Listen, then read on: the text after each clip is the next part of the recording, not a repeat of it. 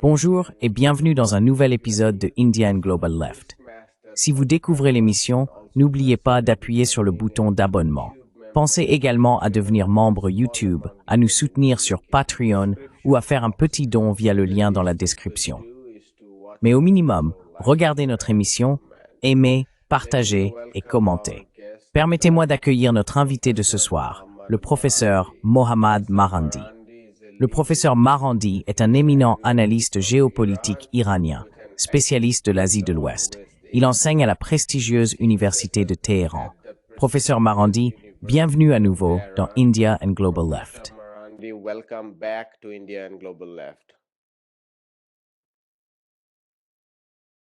Merci beaucoup de m'avoir invité. C'est toujours un plaisir.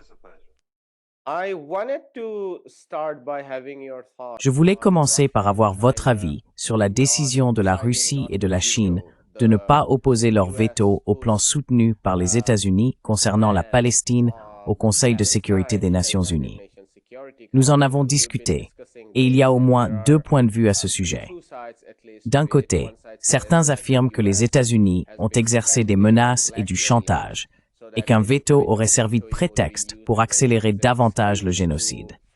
De l'autre côté, principalement du point de vue palestinien, on estime qu'au vu de l'histoire récente de la Chine et de la Russie, en particulier le fait que la Chine n'ait pas rompu ses liens commerciaux avec Israël, leur attitude est inexcusable, surtout compte tenu de l'exclusion totale des Palestiniens de ce prétendu processus de reconstruction de Gaza. Je me demande ce que vous en pensez. I wonder what your thoughts are on this.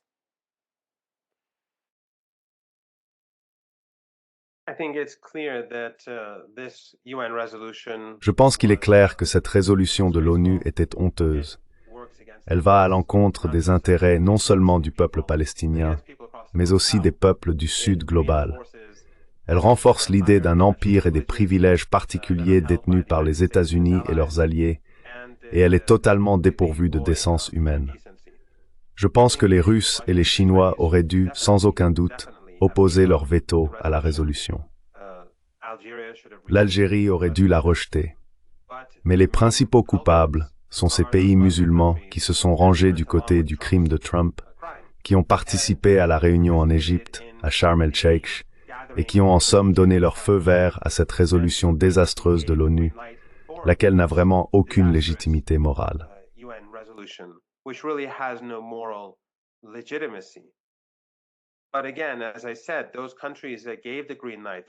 Mais encore une fois, comme je l'ai dit, ces pays qui ont donné le feu vert, ces pays qui sont allés louer Trump, se faire louer par Trump et blanchir son rôle dans l'Holocauste à Gaza, sont les premiers et principaux responsables. Comment pouvons-nous espérer que le monde rompe ses liens avec le régime israélien quand Erdogan, Sisi, Mohamed Ben Zayed et Abdallah, en Jordanie, entre autres, maintiennent leurs relations? Comment pouvons-nous espérer que le monde rompe ses liens économiques alors qu'ils exportent du pétrole, importent du gaz et échangent d'autres marchandises? Et finalement, lorsqu'ils donnent leur feu vert à une résolution aussi honteuse, les pays de la région, on ne peut alors pas s'attendre à ce que des pays au-delà de la région, comme la Russie, comme la Chine, entre autres, la rejettent. Ils auraient dû le faire, et cela va causer beaucoup de difficultés au peuple palestinien en conséquence.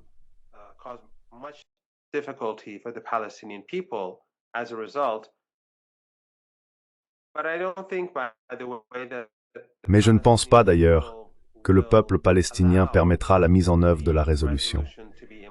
Il ne laissera pas cette force internationale dirigée par des figures comme Trump et Blair dominer sa vie. Il refuse de permettre au régime israélien de le détruire, de l'écraser, d'anéantir son peuple, et il refusera de laisser des troupes venues d'Azerbaïdjan, de Turquie ou d'ailleurs venir lui dicter leurs conditions.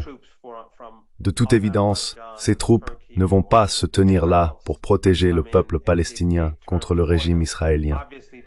Dès que les tirs commenceront, elles auront toutes disparu. Et il y aura probablement parmi elles de nombreuses personnes qui mèneront des activités d'espionnage au profit du régime israélien. Après tout, par exemple, la République d'Azerbaïdjan est un allié très proche de Netanyahou. Pourquoi trahirait-il pas le peuple palestinien? Why wouldn't he betray the Palestinian people? He's already been doing it for well over 2 years. Il le fait déjà depuis plus de 2 ans avec ses exportations de pétrole bon marché vers Netanyahou. Donc je ne pense pas que cela va fonctionner. Les Palestiniens l'ont rejeté. La seule entité parmi les Palestiniens qui soutient cette résolution honteuse est l'autorité palestinienne, qui est en réalité le geôlier de Netanyahou en Cisjordanie. Pendant ce temps, les meurtres se poursuivent chaque jour en Cisjordanie. Depuis le 7 octobre 2023, plus d'1 millier de Palestiniens ont été assassinés en Cisjordanie occupée. Zéro responsabilité. Au Liban, le régime tue des gens quotidiennement. Ils viennent de bombarder Beyrouth, et avant cela, ils ont bombardé un camp de réfugiés palestiniens, massacrant un grand nombre de personnes.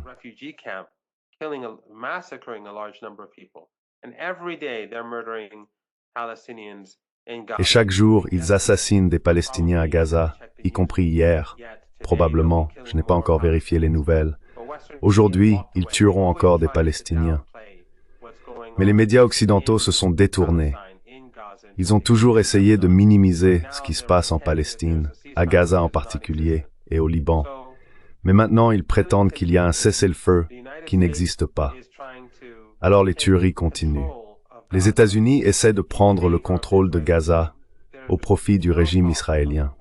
Il n'est absolument pas question d'un État palestinien dans la résolution de l'ONU. Je ne vois donc aucune raison de croire que le Hamas et ses alliés, le djihad islamique palestinien, vont permettre à ces troupes étrangères d'intervenir au nom des Américains pour désarmer le peuple palestinien.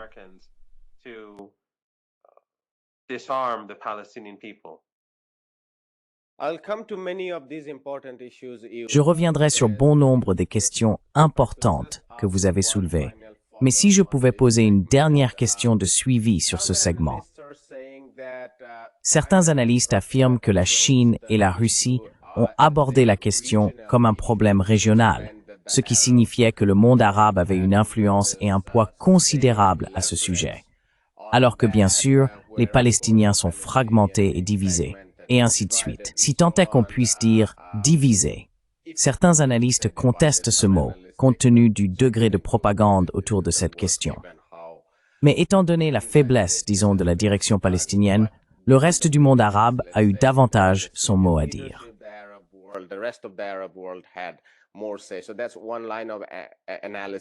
C'est donc une première ligne d'analyse.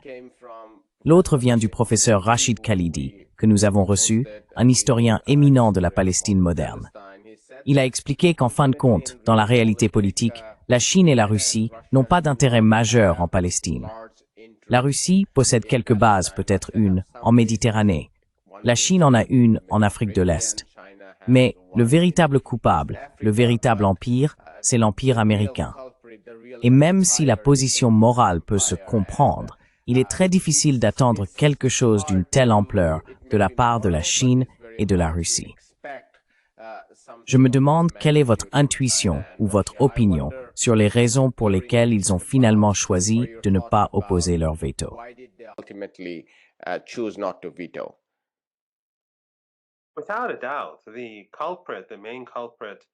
Sans aucun doute, le principal coupable dans toute cette affaire est le régime de Washington et ses alliés régionaux.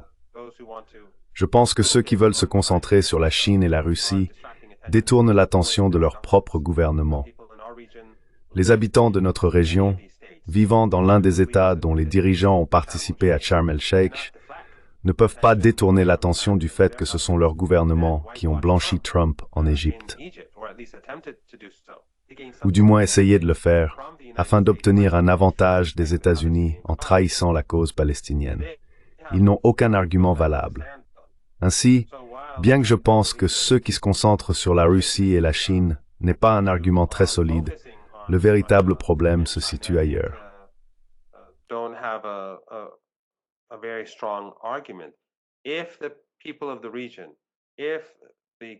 Si les peuples de la région, si les gouvernements d'Ankara, du Caire, d'Amman, du monde entier, de la région, des pays voisins, des pays musulmans, des pays arabes avaient adopté une position différente, Si l'Algérie avait adopté une position différente, je suis particulièrement déçu par la position de l'Algérie. Je n'ai aucune attente vis-à-vis d'Erdogan. Je n'ai aucune attente vis-à-vis de Mohamed Ben Zayed, du roi Abdallah ou du général Sisi. Mais j'ai été surpris par la décision de l'Algérie. Lorsque ces pays adoptent une telle position, ils ne devraient pas s'attendre à ce que des pays plus éloignés du génocide prennent une position plus ferme contre l'agresseur.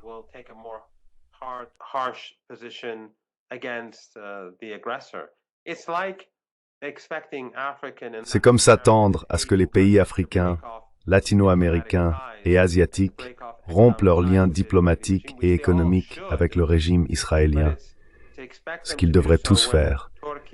Mais s'attendre à ce qu'ils le fassent alors que la Turquie gagne des milliards de dollars par an en faisant des affaires avec Netanyahou, que Sisi continue comme si de rien n'était, et que la Jordanie fait de même. Ces pays renforcent Netanyahou, l'aident et lui permettent de mener le génocide depuis plus de 2 ans. Les pays du monde entier, chaque fois qu'on leur demande de rompre leurs liens, regarderont et diront « Eh bien, regardez ce que font leurs voisins. Ils ne rompent pas leurs liens. Ils ne coupent pas leurs échanges commerciaux. » Ainsi, la principale responsabilité, la principale trahison, incombe à ces dirigeants des pays voisins, en particulier à ceux qui se sont rendus à Sharm el-Sheikh, en Ezerpstadswerk.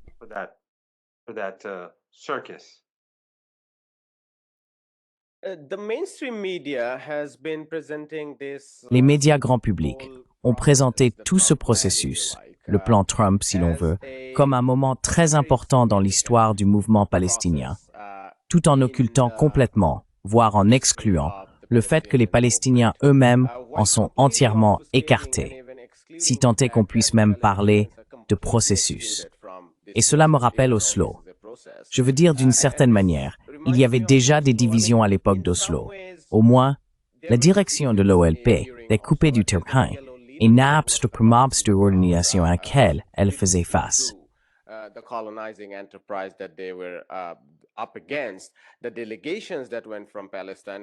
Les délégations venues de Palestine, bien sûr, le savaient et s'y sont opposées publiquement.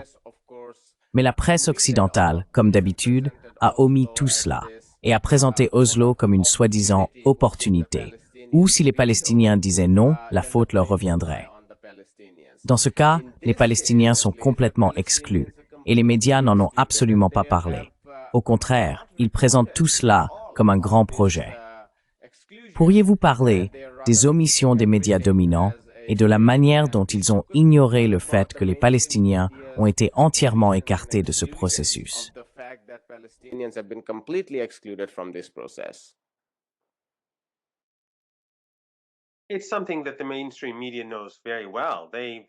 C'est quelque chose que les médias grand public connaissent très bien. Ils ont examiné ce texte dans les salles de rédaction, sans aucun doute chacun de ces organes de presse. Il faut garder à l'esprit qu'il existe un consensus au sein de l'establishment politique occidental, et c'est d'adopter une position 100% pro-israélienne autant que possible. C'est pourquoi les médias occidentaux sont biaisés contre le peuple palestinien depuis le premier jour. Ils ont essayé de cacher les images à leur propre population. Pourquoi ne pas déformer ou dissimuler les faits de la résolution de l'ONU? C'est une résolution qui appartient véritablement à l'ère du milieu du XXe siècle, celle de l'Empire occidental. Ils essaient de légitimer quelque chose qui n'est plus acceptable à aucun niveau dans le monde d'aujourd'hui, surtout dans cette région, Gaza, administrée par l'Empire lui-même. Ainsi, lorsque nous voyons qu'il y a des massacres quotidiens à Gaza, et que les médias occidentaux sont passés à autre chose, qualifiant ces massacres révoltants de tests du cessez-le-feu, c'est choquant.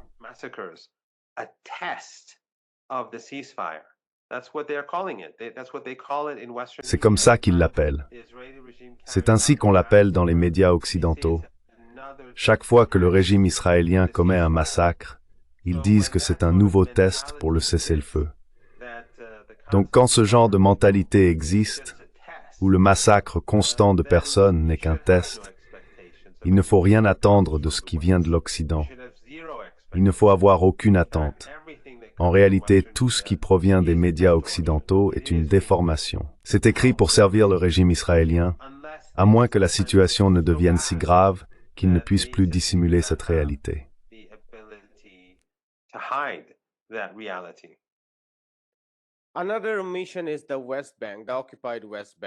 Un autre problème concerne la Cisjordanie, la Cisjordanie occupée. Vous avez mentionné environ 1 millier de morts. Un rapport de Human Rights Watch a récemment indiqué que, dans les 3 camps de réfugiés de Jenin, Tulkarem et Nour Shams, 32 000 personnes ont été déplacées en 1 an, ce qui constitue le plus grand déplacement depuis 1967. Nous avons assisté à d'importants développements de colonisation au cours des 2 dernières années, des projets énormes. En fait, un projet de loi en octobre a donné le feu vert à l'expansion des colonies dans la zone E1. Et cela a de nouveau été complètement passé sous silence, toute l'attention étant portée sur Gaza et le génocide. Ce qu'il nous semble voir, c'est une annexion accélérée de la Cisjordanie occupée, semblable à ce que nous avons observé dans les années 1990, et ce soi-disant plan de paix, ou quel qu'en soit le nom, dissimule cette annexion, qui est le véritable développement en cours en Cisjordanie. Sans aucun doute. Sans aucun doute. No doubt, no doubt. Again, the Western media, just as it is hiding the facts. Encore une fois, les médias occidentaux, tout comme ils dissimulent les faits de ce qui se passe à Gaza avec la complicité des élites et des diplomates occidentaux, cachent également la réalité de la Cisjordanie. Toutes les grandes agences de presse sont présentes en Palestine occupée, sans exception, et elles entretiennent d'excellentes relations avec le régime israélien. Elles savent exactement ce qui se passe à Jenin. Elles savent précisément ce qui se déroule dans toute la Cisjordanie. Et elles savent que le nettoyage ethnique qui est mené aujourd'hui est sans précédent. Cela se produit depuis 2 ans, tandis que le régime israélien et les médias occidentaux utilisent la situation à Gaza pour détourner l'attention du public du nettoyage ethnique et des meurtres constants en Cisjordanie. The ethnic cleansing and the constant murder in the West Bank. So you don't see news reports about this. Vous ne voyez donc pas de reportage à ce sujet. Plus d'1 millier de personnes, comme nous l'avons évoqué plus tôt, ont été assassinées en 2 ans. Et plusieurs dizaines de milliers ont été expulsés de leur foyer, leurs maisons détruites, leurs quartiers anéantis. Des routes militaires traversent désormais ces quartiers. Nous voyons que les colons, les colonisateurs qui sont installés là, sont armés. Ils tuent des Palestiniens. Au cours des dernières années, je pense qu'au moins quelques dizaines de Palestiniens ont été assassinés par ces colons. Pas un seul d'entre eux n'a été puni par le soi-disant système judiciaire. Ils s'emparent de nouvelles terres. Ils détruisent les produits agricoles palestiniens. Ils détruisent leurs véhicules chaque jour, littéralement. Ils attaquent leurs maisons et les incendient.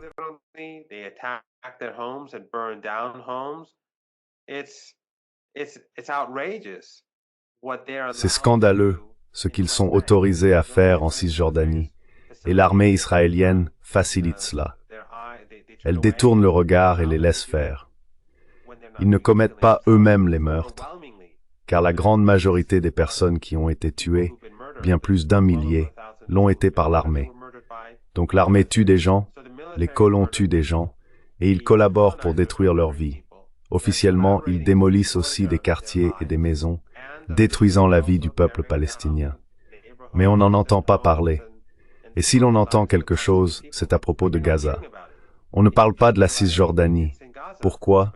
Parce que l'Occident collabore, et que les médias occidentaux font partie de cette collaboration.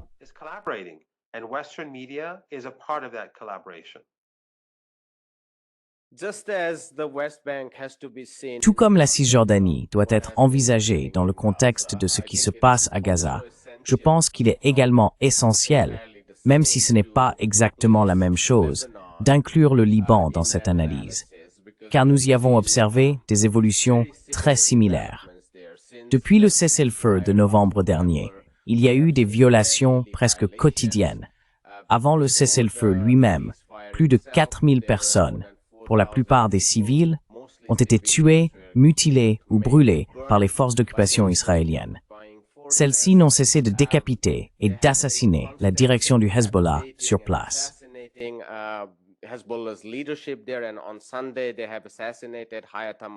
Et dimanche, ils ont assassiné Hayat Amalit Tabatabai, le chef de la branche militaire du Hezbollah. Et maintenant, des rapports évoquent une autre possible guerre israélienne contre le Liban. Tom Barak, qui je crois était auparavant ambassadeur des États-Unis en Turquie, mais qui est désormais responsable de la Syrie et d'une grande partie de la région, a récemment visité Israël et a admis qu'il n'avait pas réussi à obtenir de Netanyahou la moindre concession concernant les 5 collines qu'ils occupent au Liban. Quelle est la probabilité d'une nouvelle guerre israélienne contre le Liban?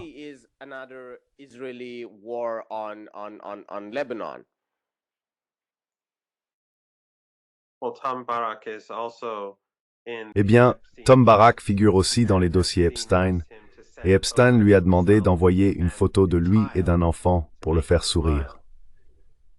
Voilà donc le genre de personnes qui sont responsables de la politique étrangère des États-Unis et qui dirigent ou tentent de diriger notre région. Il est assez stupéfiant que le cessez-le-feu entre le Liban et le régime israélien ait des garants occidentaux. Les gouvernements occidentaux en sont les garants.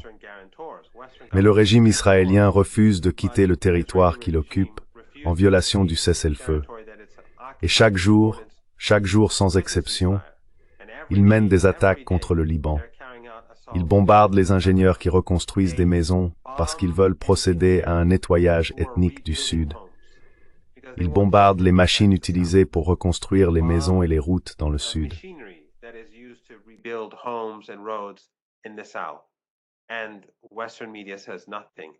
Et les médias occidentaux ne disent rien. Les médias occidentaux ont également une présence très forte à Beyrouth. Je connais beaucoup de ces journalistes, mais ils sont tous silencieux, relativement silencieux, ou aussi silencieux qu'ils peuvent l'être. On n'entend pas grand-chose sur ce qui se passe au Liban, parce qu'on n'est pas censé en entendre parler, tout comme on n'est pas censé entendre parler de ce qui se passe en Cisjordanie ou dans la bande de Gaza. Ils minimisent la situation autant que possible. Chaque jour, ils bombardent les maisons des gens. Chaque jour, ils bombardent le Liban. Chaque jour, ils utilisent des drones pour terroriser les civils. Et c'est intéressant, il y a quelques jours à peine, un journaliste occidental m'interviewait et j'ai dit que les Israéliens tuaient des gens.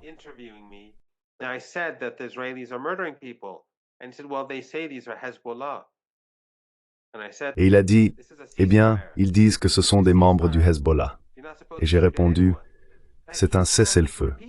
Pendant un cessez-le-feu, on n'est pas censé tirer sur qui que ce soit. J'ai dû me répéter peut-être 5 fois pour faire comprendre à cette personne bornée qu'un cessez-le-feu est un cessez-le-feu. Il n'y a pas d'exception. Mais le régime israélien, eh bien, cela fait plus de 2 ans qu'ils le disent. Ils visent le Hamas, ils visent le Hezbollah, et ils mentent presque toujours. C'est extraordinaire que même pendant un cessez-le-feu, des journalistes occidentaux essaient encore de justifier les activités criminelles du régime israélien. Voilà le monde dystopique que l'Occident a créé pour les peuples d'Asie occidentale et d'Afrique du Nord.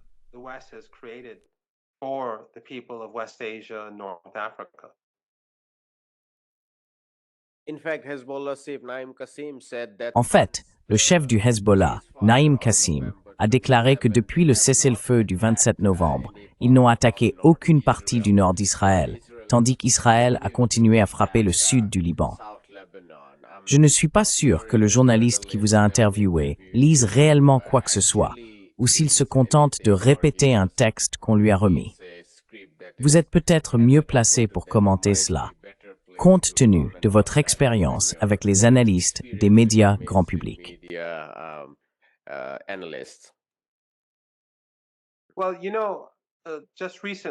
Eh bien, vous savez, tout récemment, une famille américano-libanaise a été assassinée dans le sud par le régime israélien. 3 jeunes enfants, 3 enfants, et leurs pères ont été tués par les Israéliens. Ce sont des détenteurs de passeports américains. L'ambassade des États-Unis a-t-elle exprimé son indignation? Bien sûr que non. Les journalistes occidentaux en ont-ils fait tout un sujet? Pas du tout. tout comme les Palestiniens américains qui ont été tués en Cisjordanie et à Gaza au cours des dernières années. L'ambassadeur des États-Unis a-t-il fait quoi que ce soit à ce sujet? Non. En ce moment, un adolescent palestino-américain de 16 ans est retenu en otage par le régime israélien et maltraité depuis très longtemps.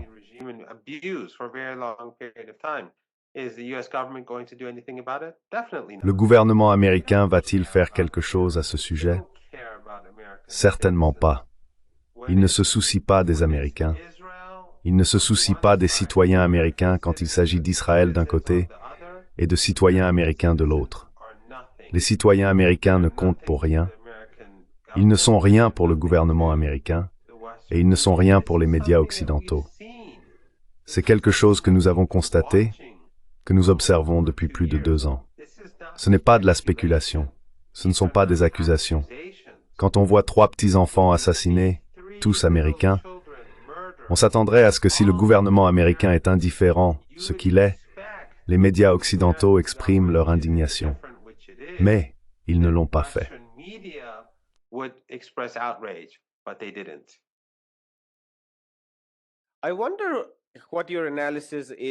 Je me demande quelle est ton analyse de la relation entre le gouvernement libanais à Beyrouth et le Hezbollah. Car d'un côté, ils semblent être très directement attirés dans l'orbite de l'empire sioniste et de l'empire américain, étant donné qu'ils envisagent et tentent même de faire avancer ces discussions sur le désarmement du Hezbollah. D'un autre côté, bien sûr, l'expansion du régime israélien et de son entreprise coloniale les rend très nerveux à l'idée de désarmer la résistance. Et ce sont là le genre de divisions que nous avons également observées ailleurs.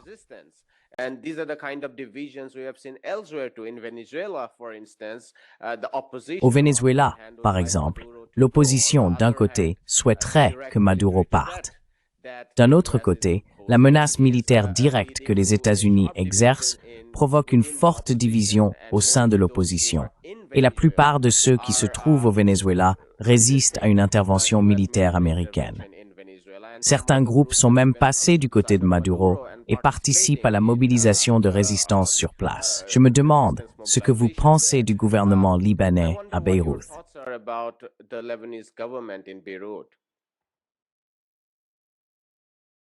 Eh bien, après la guerre, les États-Unis et leurs alliés régionaux ont imposé et installé le Premier ministre et le Président contre la volonté du peuple libanais. Une fois qu'ils ont été installés, nous avons vu des élections locales au Liban et la coalition du Hezbollah, le Hezbollah et ses alliés, a remporté les élections. Selon les sondages occidentaux, une forte majorité du peuple libanais estime que le Hezbollah devrait être armé, car l'État pas protégé Liban. Les États-Unis ont délibérément rendu l'armée libanaise inefficace.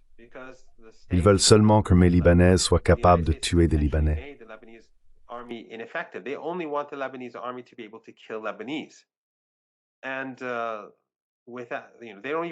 Et ils n'ont même pas le droit d'avoir des défenses aériennes. Ils n'ont pas le droit d'avoir des défenses contre les drones. Les Américains ne le permettent pas. Ainsi, chaque jour, des drones survolent le Liban, bombardent des gens, et il n'y a aucune défense aérienne.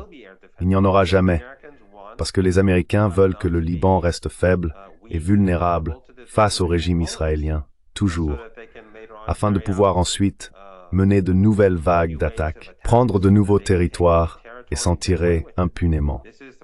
C'est la politique des États-Unis. Le Liban, donc, les gens à travers le pays reconnaissent que la seule chose qui protège le pays, c'est le Hezbollah.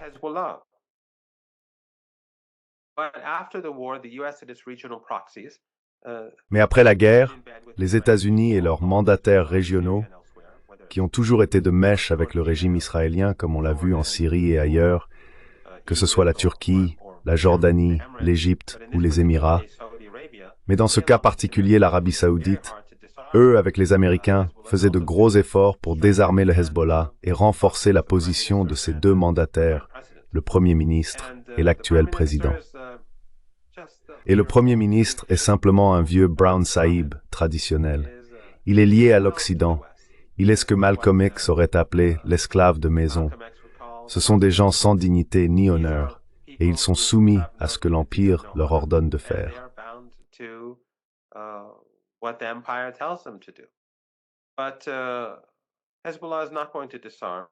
Mais le Hezbollah ne va pas se désarmer. Ils continueront à se préparer à la guerre et il y aura finalement des représailles contre le régime israélien. À quel moment cela commencera-t-il? Est-ce que ça commencera bientôt? Plus tard? Je ne sais pas. Je n'ai pas accès au processus de prise de décision. Mais c'est extraordinaire de voir à quel point les États-Unis et l'Occident sont totalement antidémocratiques. Ils soutiennent des dictatures dans toute notre région qui entretiennent de bonnes relations avec le régime israélien, malgré la volonté de leur propre peuple. Le seul pays de la région qui soit même partiellement démocratique, le Liban, parmi les alliés des États-Unis, le Liban et la Turquie, ils manipulent au Liban. Une seconde, je vais devoir interrompre cela. Just one second. You'll have to cut this.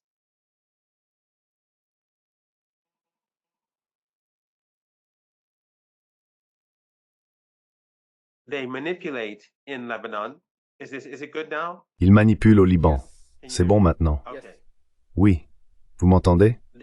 Oui. Ils manipulent au Liban et imposent des politiciens qui exécuteront leurs ordres, malgré la volonté du peuple libanais. C'est un petit pays. Le nombre d'ONG occidentales au Liban est extraordinaire par rapport à la population. Les États-Unis tirent toutes les ficelles et exercent toutes sortes de pressions possibles, avec leurs alliés et leurs mandataires régionaux, pour affaiblir le Hezbollah. Et bien sûr, maintenant qu'ils ont un autre mandataire à Damas, où nous avons récemment vu Jolani avoir une sorte d'idylle avec Petraeus aux États-Unis, où Petraeus l'a appelé, disant qu'il est l'un de ses plus grands admirateurs et qu'il s'inquiète de son sommeil la nuit.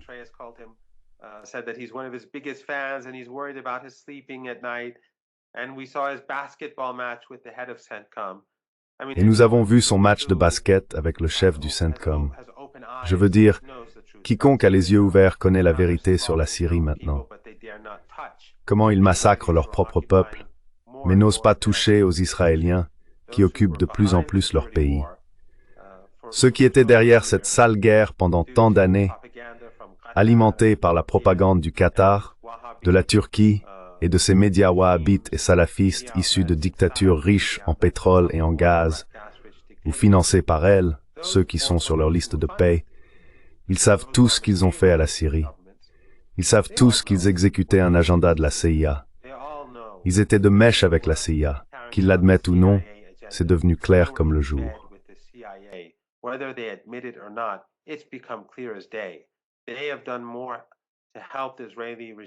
Ils ont fait plus que quiconque pour aider le régime israélien et pour saper la cause palestinienne. Mais en tout cas, le Hezbollah, dans ces circonstances, où le public le soutient, mais où les proxys américains exercent une pression sur lui, agit dans cet environnement. Et dans cet environnement, ils ont essayé d'aider le peuple de Gaza et de maintenir une partie des forces militaires américaines et israéliennes éloignées de Gaza afin que les habitants puissent survivre. Le rôle du Hezbollah est unique et leur héroïsme sera retenu par l'histoire. Mais le combat, c'est un combat très difficile en ce moment. Pourtant, ce sont un peuple très déterminé, très attaché à ses principes, un peuple unique.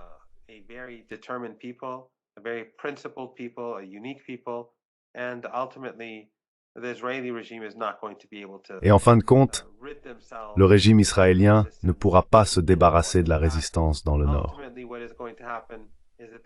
En réalité, ce qui va se passer, c'est que le régime israélien, aujourd'hui profondément méprisé à travers le monde, aura de plus en plus de mal à poursuivre son existence. Même aux États-Unis, les gens se sont retournés contre ce régime. On voit bien qu'il est méprisé à gauche, qu'il est méprisé chez les libéraux, et qu'il est désormais de plus en plus méprisé à droite. Et même maintenant, avec ces soi-disant cessez-le-feu, le fait qu'il tue des gens quotidiennement leur nuit, car cela nous rappelle chaque jour que ce régime ne peut en aucun cas coexister avec les autres. Il en est tout simplement incapable.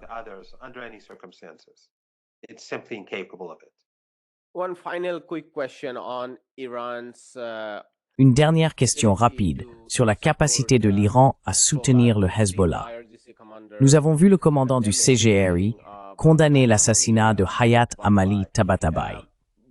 Mais les analystes principaux, et je ne parle pas nécessairement d'analystes sionistes, mais d'analystes raisonnables qui ont généralement une vision équilibrée de la Palestine, affirment que la chute du gouvernement Assad en Syrie et l'arrivée de l'ancien chef d'Al-Qaïda là-bas ont considérablement affaibli la capacité de l'Iran à soutenir le Hezbollah.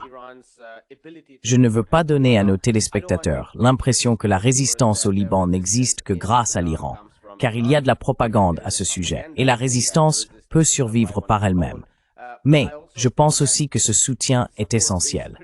Donc, si vous pouviez nous dire un peu dans quelle mesure cette chute importante a affaibli l'axe de la résistance, ou s'il existe un revers à cela, ce serait utile.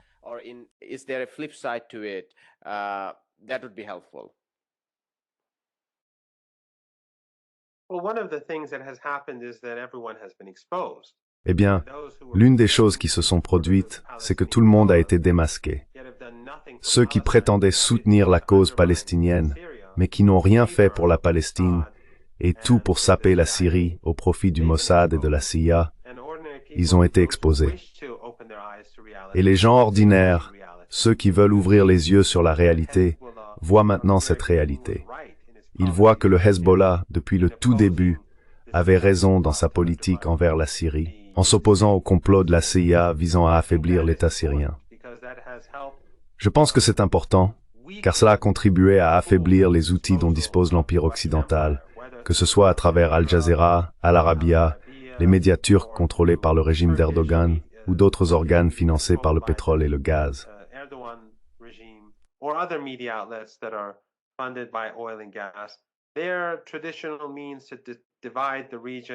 Leur moyen traditionnel de diviser la région repose sur la secte, la race et la religion, à l'instigation de l'Occident. Ils ont aujourd'hui beaucoup moins de succès qu'auparavant. Les médias occidentaux, eux aussi, n'ont plus l'influence qu'ils exerçaient autrefois, car les gens ont vu la réalité. C'est une réalité sombre, douloureuse, de voir ce qui se passe aujourd'hui en Syrie. C'est un pays brisé, fragmenté, personne ne le gouverne vraiment. Jolani entre la capitale et le pays. Ils sont en effet ici et chaque jour nous voyons de nouveaux massacres.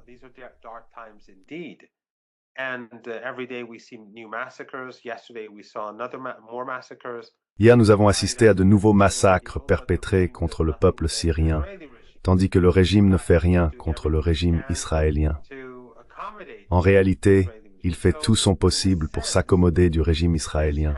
Ainsi, d'une certaine manière, cela a été préjudiciable à l'Empire, dans la mesure où les gens se réveillent face à la vérité.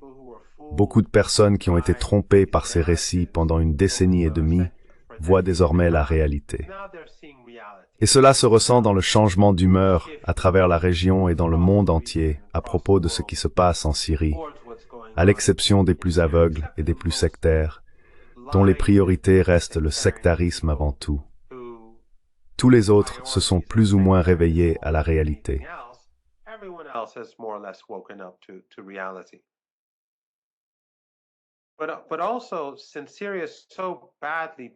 Mais aussi, puisque la Syrie est tellement brisée, et je n'ai pas de connaissances privilégiées, d'après ce que je comprends, elle est si désorganisée qu'il est aujourd'hui plus facile de déplacer des marchandises, des machines, des armes ou quoi que ce soit d'un bout à l'autre du pays qu'à l'époque du gouvernement Assad. Parce qu'il n'y a plus personne aux commandes.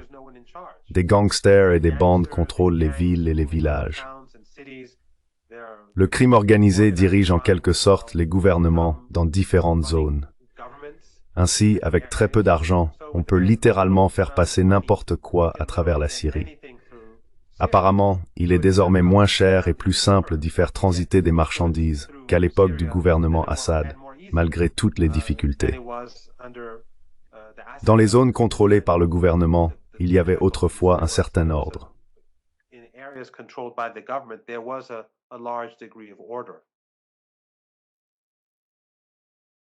Nous allons nous arrêter là, professeur Marandi.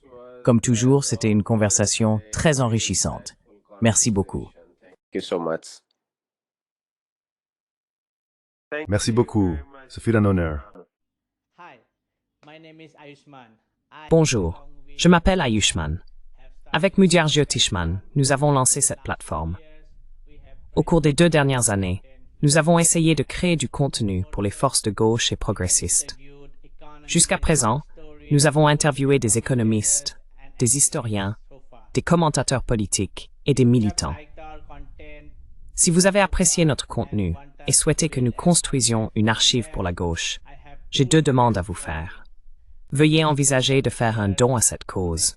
Le lien se trouve dans la description ci-dessous. Et si vous ne le pouvez pas, ne vous en faites pas. Vous pouvez toujours aimer et partager nos vidéos avec vos camarades.